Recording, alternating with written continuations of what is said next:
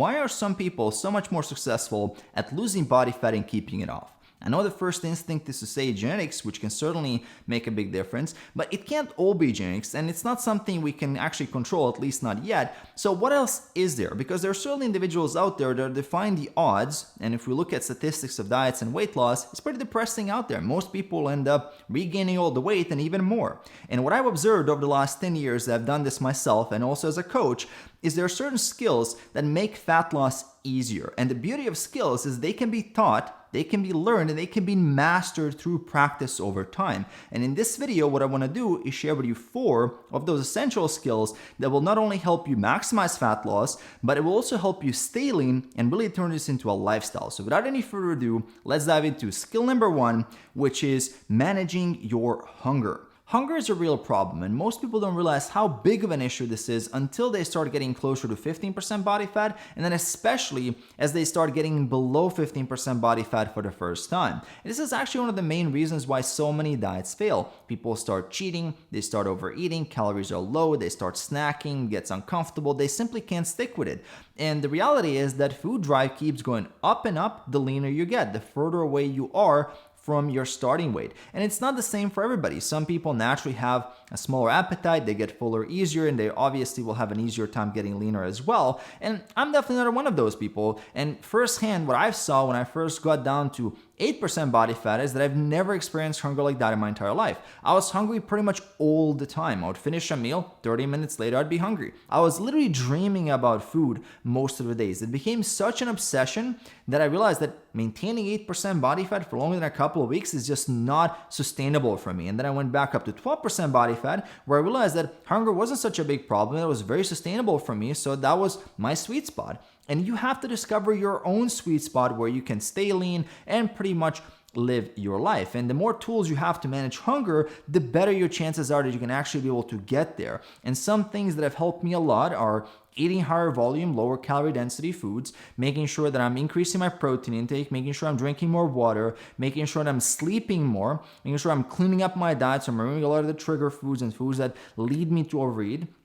Also, making sure I'm eating mindfully, so that I'm taking my time while I'm consuming food, and most importantly, not cutting too aggressively. So not setting up an unrealistic calorie target that I simply can't stick with, which of course also drives hunger, because the lower your calories are, the higher your hunger levels will be. And the more things you can do, and pretty much anything you can do to lower your hunger will increase your chances of getting leaner. And I've done a complete breakdown of a lot of different hunger strategies that I personally use in a video that I'm going to link in the description below. And I highly recommend that you check out that video and you take those strategies and implement them as a part of your routine, because it will really help you a lot if your goal is to get to that 15% body fat, especially when you want to get down to 12 or 10% body fat. Now, moving on to the second skill that's critical for fat loss, and that is emotional management. In other words, we're talking about emotional mastery. If we were robots and you had an operating system and I could just install a piece of software in your brain that's going to make you perfectly consistent with all the right actions to get lean, including hitting the like button,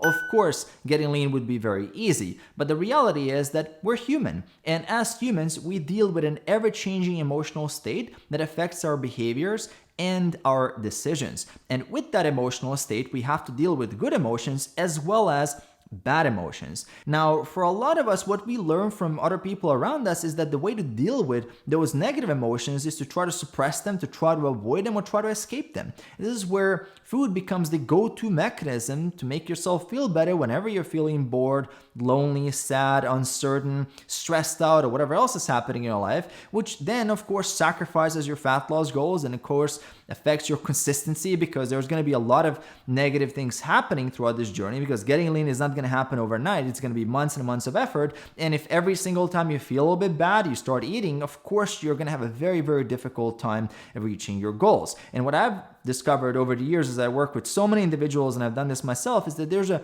degree of emotional mastery you must reach to be able to then disconnect your ability to take right action from your emotional state. And it really comes down to experiencing emotional acceptance, being able to accept that sometimes you're going to feel bad, you're going to feel uncertain, you're going to feel stressed out, same as you're going to feel happy and excited. all those are within the scope of this human experience that we have. And trying to suppress that or numb that actually will limit your personal growth a lot of times, and it will also rob you from the motivation to make real changes in your life that will improve your life overall. And yeah, some of these actions will be uncomfortable in the short term, but they will bring a massive amount of happiness and sense of achievement and a much better life in the future. So it's really about that delayed gratification and the ability to do that. So if you're allowing your emotional state to consistently dictate your actions, which is only calibrated to the short term, you're really gonna miss out in the long term. Now, moving on to the third skill, which is planning and preparation. I can't emphasize this enough. So much of your success depends on your ability to organize your life and protect your time, to really create space for fitness, especially when things get busy in life, to be able to have the groceries ready, to be able to hit your workouts when need to be able to actually change your workouts if you go from a 4 times a week where you can't really stick with that down to a 3 days a week for 30 minutes, to be able to hit your protein because you have the options in your house. These are things that come down to planning and preparation. If you have a very disorganized schedule, if you're reactive, if you don't know what's going on, you're just trying to make these decisions on the go, it's going to be very, very difficult for you to be consistent. And one of the most common ways I see people fail is that they're successful for a few weeks or a few months where things are a bit easier in life, and suddenly there's a new project or a new life event or they get a promotion, and then things start falling apart and fitness goes out the window. And it's unreasonable and unsustainable to expect that life is going to be easier so you can do your fitness. That's not how it works. There's always going to be quote unquote fires to extinguish. The more successful you are, the more responsibilities you're going to have. And you have to get better at managing yourself within your week. We all have the same 168 hours per week. 9 out of 10 times, the reason why I see people fall off track on the weekends or on a holiday or on a vacation is because they are not properly prepared. They haven't planned for it. If they ran a simple thought experiment for that vacation, they wouldn't have booked an Airbnb that's an hour away from the nearest gym, which makes it very difficult to be consistent with training. Same on the weekend, going out. If you look up the menu a little bit before, you would have known exactly what options to order. It wouldn't have been stressful at all, and you would have made the right decisions. If you planned your diet a little bit before, so you know how much can you incorporate in your calories on that weekend or that celebration, you would have known easily how to stay on track without any kind of problem. So it really boils down to that ability to prepare, to run those thought experiments and be able to put yourself through that scenario so you're ready for it. And if you're lacking with personal productivity, which I think all of us can get better at, I would highly recommend reading 2 of my favorite books. One is Essentialism by Greg McKeown, which is going to help you prioritize and really set things in the right order. And the second one is Getting Things Done by David Allen.